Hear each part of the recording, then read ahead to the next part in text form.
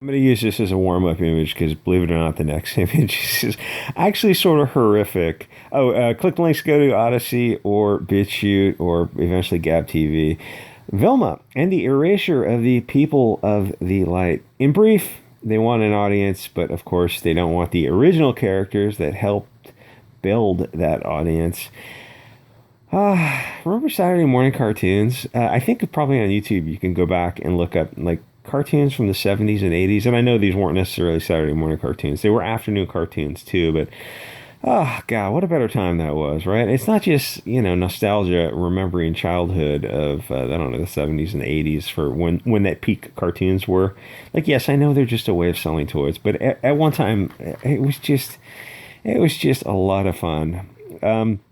Okay, so what do you call a group that is replaced by Hollywood? Marginalized and oppressed and dehumanized. I've got to use some euphemisms here because the algorithm is not friendly to certain words. So the people of the light are so hated by Hollywood and the media that they are wiping them from existence. Dear POLs, what do you think the end game of this digital erasure? Get ready. Steel yourself. Steel. You may want to be sitting now. Dear Lord.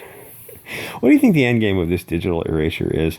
You're being replaced in BPC history.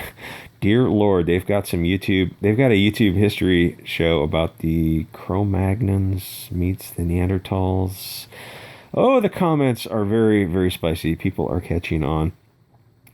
This kind of content is not good for YouTube, but they are free to tongue bathe my nether regions, go to town on my balls, dear Susan Wojcinski.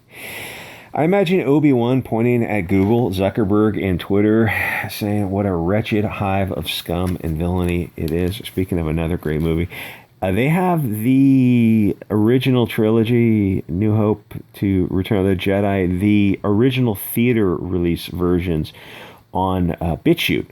But you can't search within BitChute. You have to go to DuckDuckGo, search Star Wars plus BitChute, and then it will take you to BitChute, and you can find those movies and you can download them. They're a trip. The original movies, you realize, like 1977, he wasn't working with a whole lot of tech, and some of the stuff he did afterwards, it's like I know people hate it, but some of the stuff was good, like the digital enhancements. Some of them kind of made it a more colorful movie. But you also got to remember, 1977. Not a whole lot of other distractions. So when you saw a movie in 77, you saw Star Wars, you're like, oh my God, this is amazing. This is the coolest thing I've ever seen in my life. Because in 1977, that was the best space movie. Because that was like, I don't know what, that was like a $10 million budget in 1977. And like, you realize most movies of that genre were like sub-$1 million budgets. Anyway, Mindy Cal, whatever, not going to work here anymore. Whatever is a great big fat see you next Tuesday, who probably smells a bit off. She is as funny as 2 weeks in a hospital attached to an IV. Believe it or not, there actually is zero humor in that experience. Not even laughing at the experience, as it's just there's just nothing funny about being tethered to a IV. At least it's battery operated and you can walk around with it. As well, I know from personal experience, it sucks sweaty donkey balls. And before we get into the real heart of the matter, the Scooby versus Scrappy question, and I better skip that. YouTube is so stupid.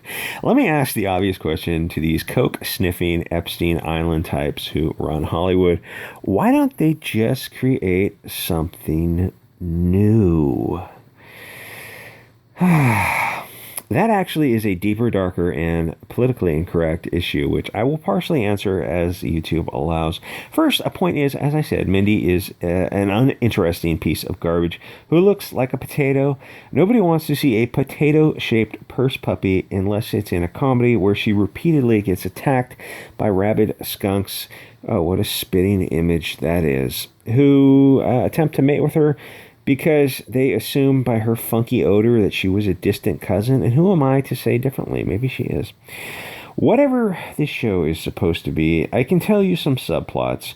A racist English man with blonde hair, racist German woman with blonde hair, racist English teenager on a skateboard with blonde hair. She will be passed over for a promotion by a blonde boss for a skinny blonde woman who doesn't smell like an old twat.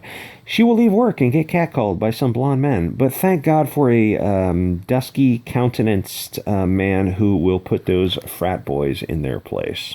Of course, everyone who condescends to her will be out of area and central casting. Ooh, that's probably not a good word for YouTube.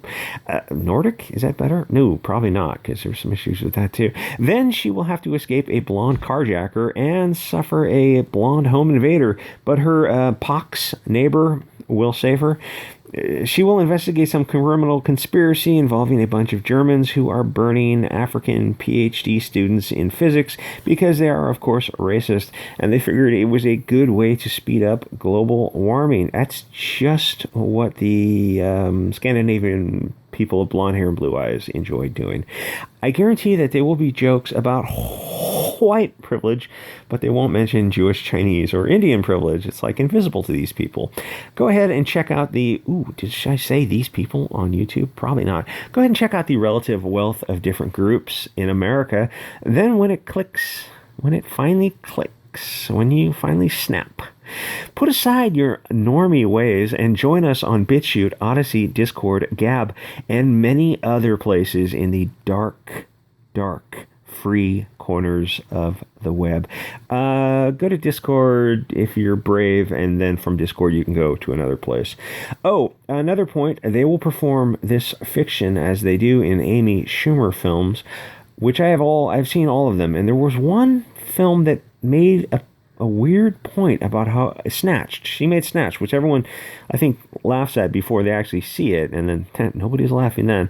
They made one point about feminism, but it was at the expense of different brown cultures, and it was a really brave point for Amy Schumer to make, and I'm surprised she put it in there. So I'm not being petty. I'm not saying everything she does is bad. She made one brave, principled stand in that movie Snatched, where she said she's talking about patriarchal societies in other cultures, and it's like, yeah, there are real patriarchal societies where women are working in the fields, and like that's credit to her for doing that.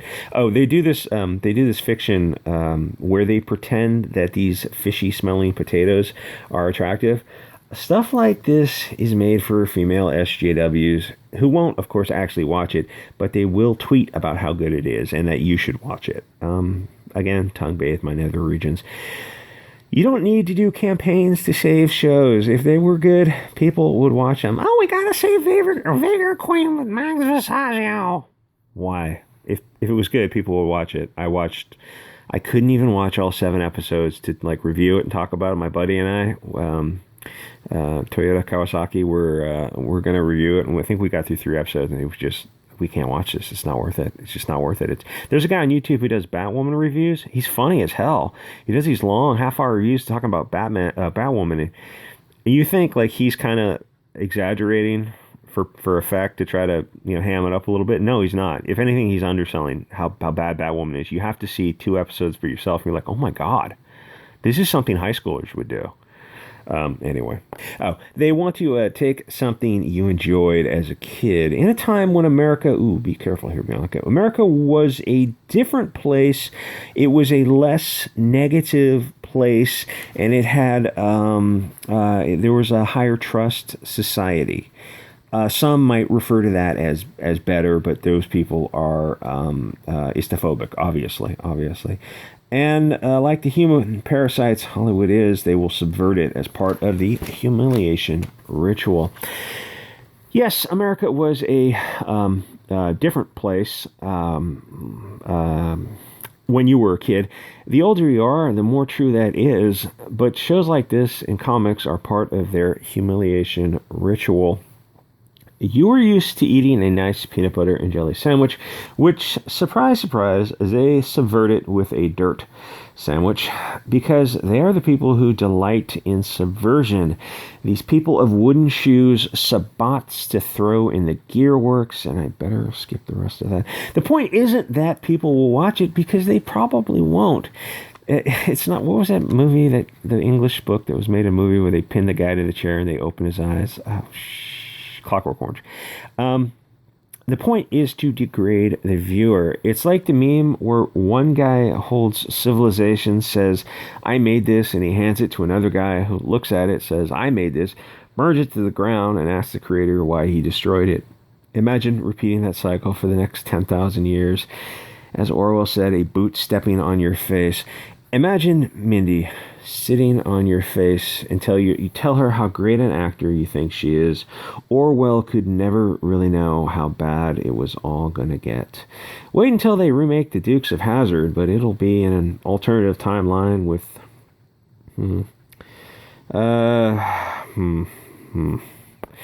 Let me say, with pox people who are relentlessly attacked by racist blonde townspeople they'll have to run from the sheriff who'll be wearing a white sheet and calling them boy repeatedly. And maybe they'll remake Bosom Buddies, but it'll be trans, hiding from a town full of intolerant, blonde, blue-eyed Christians.